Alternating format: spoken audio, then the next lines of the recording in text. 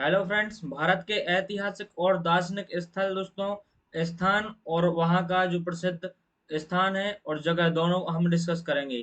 तो अमरनाथ की गुफा दोस्तों कश्मीर में है। सूर्य मंदिर कहाँ पर है? कोणार्क में है। बृहदेश्वर मंदिर दोस्तों कहाँ पर है? तंजौर में है। दिलवाड़ा मंदिर दोस्तों माउंट आबू। आमेर ध्रुव कहाँ है? जयपुर में है। इमामबाड़ा दोस्तों लखनऊ में है। वृंदावन गार्डन मैसूर में है। चिल्का झील ओडिशा में है। अजंता की गुफाएं औरंगाबाद में दोस्तों। मालाबार हिल्स मुंबई में है। और दोस्तों इत्मातुद्दौला आगरा में दोस्तों। सारनाथ दोस्तों वाराणसी के समीप है। नटराज मंदिर चेन्नई में है। जामा मस्जिद दिल्ली में है। जगन्नाथ मंदिर दोस्तों पुरी में है। गोलघर पटना में है। विजय स्तंभ चित्तौड़गढ़ में है। गोल गुम्बद दोस्तों बीजापुर में है। गोलकुंडा हैदराबाद में है। गेटवे ऑफ इंडिया दोस्तों मुंबई में है। वेरी वेरी इंपॉर्टेंट है दोस्तों, आपको याद होना चाहिए। जनरल नॉलेज है, सभी को पता रहता है। और आप कंपटीशन के तैयार कर रहे हैं तो आपके लिए तो दोस्तों ये होना ही चाहिए। कहीं भी पूछा जा सकता है, डायरेक्ट क्वेश्चन बनता है, याद रखिएगा। गोमतेश्वर मंदिर दोस्तों या श्रवण बेलगोला दोस्तों कर्नाटक में है। बुलंद दरवाजा फतेहपुर सीकरी में है। अब दोस्तों अकबर का मकबरा मकबरा कहाँ है? कोई पूछे तो सिकंदरा में आगरा में है। जोग प्रपात दोस्तों मैसूर में है। शांति निकेतन दोस्तों कोलकाता में है। दोस्तों जोग जलप्रपात किस नदी पर है? आपके लिए कमेंट बॉक्स में बताना है। अब यहाँ पर देखते हैं।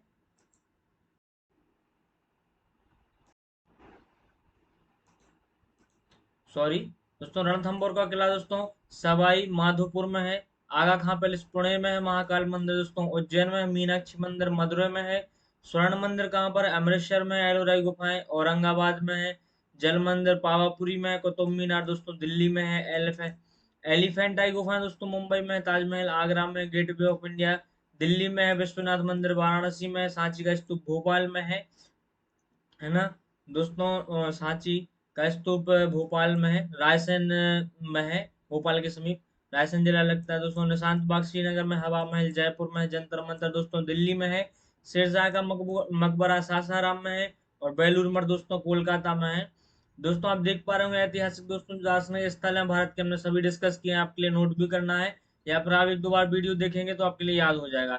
अब दोस्तों हम क्विक रिवीजन कर लेते हैं। जो हमारे 13 मई की करंट अफेयर्स के क्वेश्चन थे उनको आपके लिए एक बार रिवाइज करा देता हूँ। जिनने कल की वीडियो देखी थी उनसे बन जाएंगे, हमारे साथ रिवाइज करने की कोशिश कीजिएगा। तो हर साल दोस्तों 12 मई को अंतर्राष्ट्रीय नर्स दिवस मनाया जाता है ना। और दोस्तों भारत के star javelin thrower Neeraj Chopra ने दोस्तों दोहा डायमंड लीग में सिल्वर मेडल जीता है।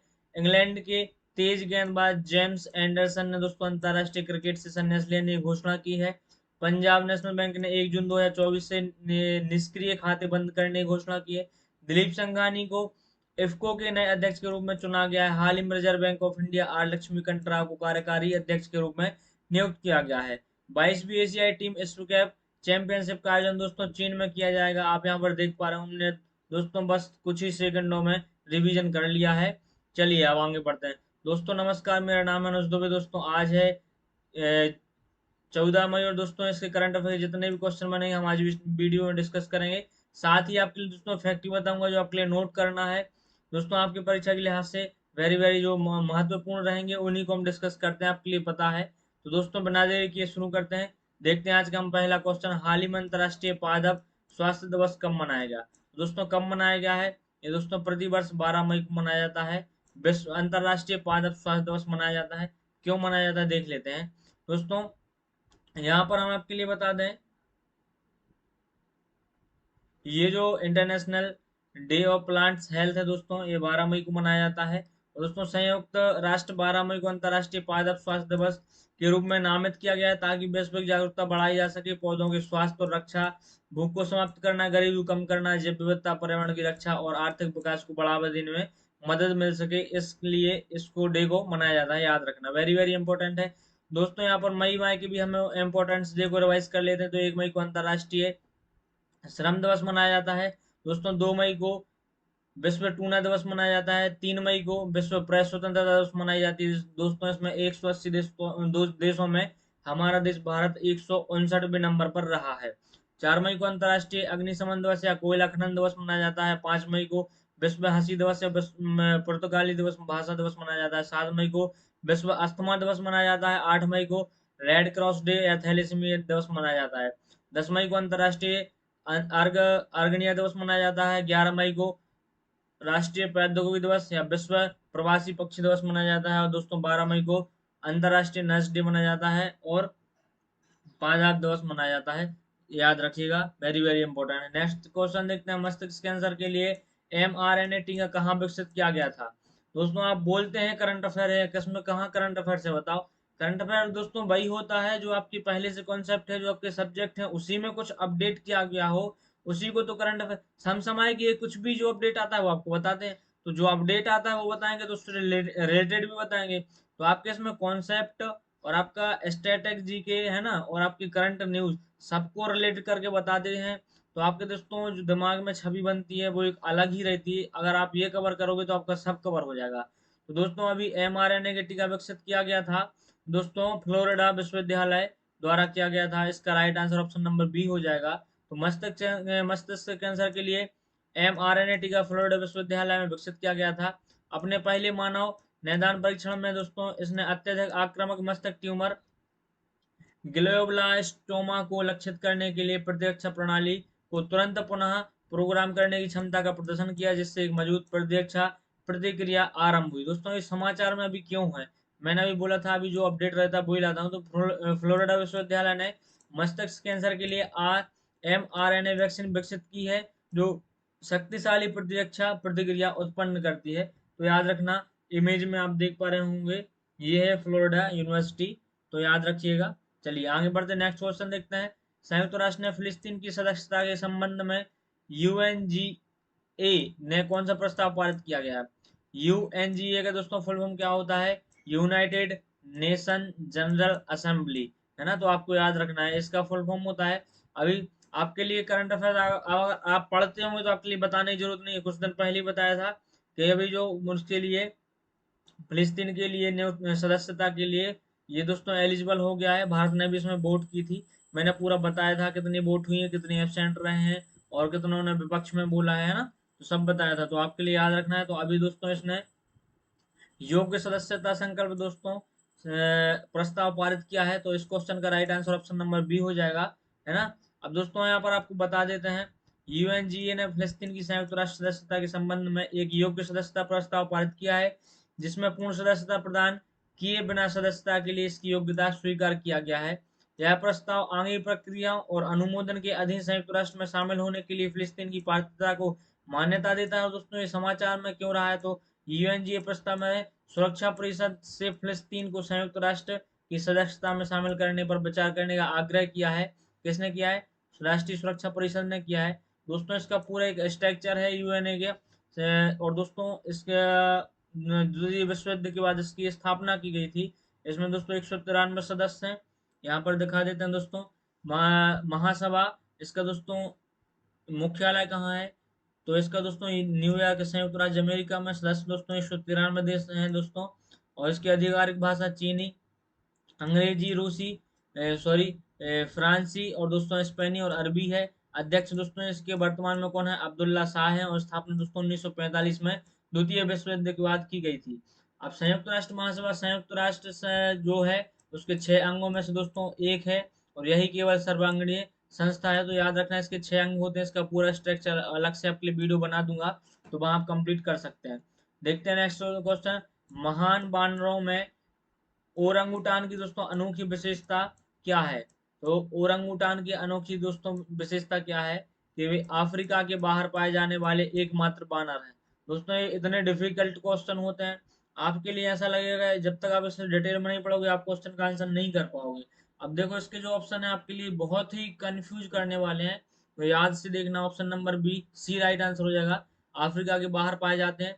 दोस्तों ओरेंगुटान अफ्रीका के बाहर पाए जाने वाले एकमात्र प्रजाति के रूप में महान बानरों में से एक है। दोस्तों यूपीएससी लेवल का क्वेश्चन है, याद रखिएगा। जो दक्षिण पूर्व एशिया में सुमात्रा और बोर्नियो द्वीपों के मूल निवासी हैं दोस्तों, उनकी अद्वितीय निवास प्राथमिकताएं और भौगोलिक वितरण उन्हें अन्य महान बानरों प्रजातियों से अलग करते हैं। इसलिए दोस्तों अभी समाचार में क्यों रहे थे, तो मलेशिया ने जैव विविधता संरक्षण छवि को बढ़ाने के लिए पाम तेल आयतों को दोस्तों ओरंगुटान उपहार प्रस्ताव में दिया, इसलिए हाल ही में समाचार में रहा है। तो हमने इसके लिए कवर किया है, आप इमेज में देख पा रहे होंगे। ये ओरंगुटान की दोस्तों इमेज और दोस्तों ये काफी समझदार भी होते हैं, आपने इन लोगों की वीडियो भी देखी होंगी। आगे बढ़ते हैं। प्रक्षेपण यान LVM-3 दोस्तों जियो सिंक्रोनस सैटेलाइट लॉन्च व्हीकल दोस्तों का उपनाम क्या रखा गया है? तो दोस्तों अभी क्या रखा गया है? Fat boy. मतलब इस क्वेश्चन का right answer option number B हो जाएगा, है ना। चलिए आगे बढ़ते हैं, नेक्स्ट क्वेश्चन देखते हैं। हाल ही में 30वीं सुल्तान अल अजलान शाह ट्रॉफी दोस्तों जीती है, तो किसने जीती है? अभी ये दोस्तों जीती है जापान ने, है ना। Option number B right answer हो जाएगा, जापान ने जीती है। और दोस्तों इसको किसको हराया? तो दोस्तों पाकिस्तान को हराया। कभी कभी उपविजेता भी पूछ लिया जाता है, तो ये भी याद रखना है, पाकिस्तान को हराकर जीती है, 4-1 से हराया दोस्तों। अब यहाँ पर बात हुई है जापान की, तो दोस्तों आप यहाँ पर मैप में देख सकते हैं जापान का लोकेशन है, वर्ल्ड का मैप है, यहाँ पर आप देख पा रहे होंगे।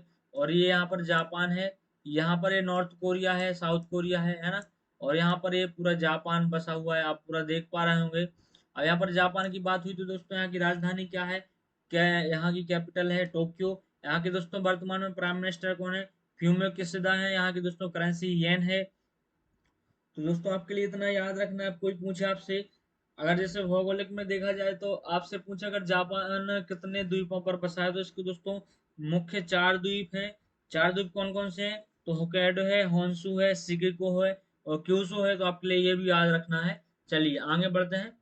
यहाँ पर दोस्तों अगर आप इसमें भी मैप में याद ध्यान से देखोगे तो आपके लिए वो नाम मिल जाएंगे जो अलग अलग द्वीपों के हैं, है ना। यहाँ पर देखने को उसकी दोस्तों आपको बता दूं, देखो जैसे एक ये है ना, एक ये है, दो है। अगर आपके लिए एक दिख रहा होगा तो आपके लिए बता देते हैं। और यहाँ कहीं से इसको कट करके दोस्तों ऐसे इसके 4 भाग हैं, है ना। तो आपके लिए याद रखना है। चलिए आगे बढ़ते हैं। इसकी आपके लिए राजधानी भी दिख जाएगी, यहाँ पर ये राजधानी देख पा रहे होंगे। तो आपसे भी पूछा जा सकता है, मतलब याद रखिएगा। चलिए आगे बढ़ते हैं। हाल ही में किसे टाटा इलेक्ट्रॉनिक्स का अध्यक्ष नियुक्त किया गया है? तो दोस्तों किसे किया गया है? तो एन चंद्रशेखरन को किया गया है। तो इस क्वेश्चन का right answer option number B हो जाएगा। दोस्तों अभी आपको पता है ये option number B right answer हो जाए, इमेज में भी आप देख पा रहे होंगे, ये है दोस्तों एन चंद्रशेखरन, याद रखिएगा। चलिए आगे बढ़ते हैं, नेक्स्ट क्वेश्चन देखते हैं दोस्तों। हाल ही में भारत सरकार और किस देश की सीमा पर सड़क बनाने के लिए दोस्तों प्रति किलोमीटर 2 करोड़ रुपए खर्च करेगी? तो दोस्तों अपना देश भारत और किस देश की सरकार? तो दोस्तों चीन, मतलब भारत और चीन दोनों मिलकर दोस्तों सीमा पर सड़क बनाने के लिए प्रति किलोमीटर 2 करोड़ रुपए का खर्च करेंगे, याद रखना। आगे बढ़ते हैं। हाल ही में सुरजीत पात्र का दोस्तों निधन हुआ है, वह कौन थे? तो दोस्तों यह एक कवि थे। तो आपके लिए right answer option number B हो जाएगा। दोस्तों ये जो सुरजीत पात्र थे, यह एक कवि भी थे और लेखक भी थे। और 2012 में दोस्तों इनके लिए पद्मश्री से सम्मानित भी किया गया था। तो आपके लिए ये भी याद रखना है। ठीक है, इमेज में आपके लिए दिखा देते हैं दोस्तों, ये हैं सुरजीत पात्र। तो आपके लिए इमेज में देख के आप याद रख सकेंगे, या आपने कभी देखा होगा कहीं इमेज में या सोशल मीडिया पे, तो आप रिलेट करके याद रख सकते हैं। इनका हाल ही में निधन हो गया है। अब हाल ही में दोस्तों आंद्रे बेलोसोव को दोस्तों किस देश का रक्षा मंत्री नियुक्त किया गया है? तो किस देश का? रूस का किया गया है, अभी आपको पता है। जो वहां के व्लादिमीर पुतिन है राष्ट्रपति, वो फिर से राष्ट्रपति बन गए हैं। और दोस्तों इन्होंने वहां के जो प्रधानमंत्री थे, वो जो पहले थे, उनके लिए भी राष्ट्रपति ने फिर से नियुक्त किया गया है। और रक्षा मंत्री के लिए आंद्रेई वेलोसोव के लिए दोस्तों नियुक्त किया गया है। तो आपके लिए ये भी याद रखना है ना। ये आप इमेज में देख पा रहे होंगे, ये है आंद्रेई बेलोसोव, हाल ही में रक्षा मंत्री बने हैं रूस के, याद रखना। दोस्तों कल आपसे क्वेश्चन पूछा था, क्वेश्चन क्या था? हाल ही में किसी मुंबई क्रिकेट टीम का मुख्य कोच नियुक्त किया गया है? तो दोस्तों इसका राइट आंसर क्या था? ओंकार सालवी। दोस्तों आपके लिए इसका right answer option number B हो जाएगा। मैं डेली बोलता हूँ जो भी क्वेश्चन पूछते हैं उसका राइट आंसर कमेंट बॉक्स में दिया करो, और उससे रिलेटेड आपके लिए जो जो याद रहे सब लिखा कीजिए, क्योंकि जो चीज आप लिखते हैं फिर वो आप नहीं भूलते। मैं डेली आपसे यही बात बोलता हूँ। आज आपके लिए फिर एक क्वेश्चन लेके आया हूँ। हाल ही में किसे IFFCO के निदेशक के रूप में नियुक्त किया गया है? आपके सामने ऑप्शन दिए गए हैं। तो दोस्तों आप इसके लिए पढ़िए और कमेंट बॉक्स में आंसर देने की कोशिश कीजिए। मैं दोस्तों अगर आपके लिए वीडियो पसंद आए, अच्छी लगे, हेल्पफुल लगे, तो सब्सक्राइब जरूर कीजिए, अपने दोस्तों के साथ शेयर कीजिए। दोस्तों मेहनत लगती है बनाने में, तो आपकी भी दोस्तों इतना कर्तव्य तो बनता है कि दोस्तों आप एक लाइक तो जरूर कर सकते हैं। दोस्तों मैं इस वीडियो की टारगेट रखता हूँ 1000 लाइक का। तो दोस्तों आप लोगों का कर्तव्य है, प्लीज़ लाइक कीजिए और दोस्तों शेयर कीजिए। मिलते हैं नेक्स्ट वीडियो में, तब तक के लिए धन्यवाद।